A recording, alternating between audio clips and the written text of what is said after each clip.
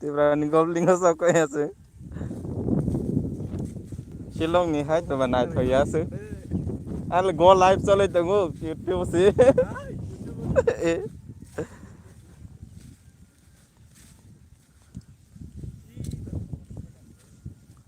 To ru ne. जों शिलं बेरायलाय माने बुट'या दे पा मिलि मा होनो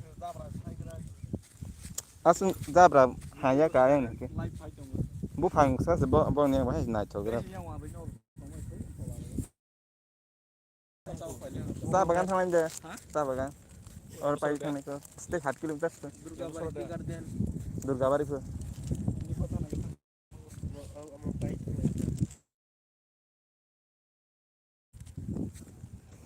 सा बागान गुरि फैलायनाय दा हासार मास दं खबले फंसि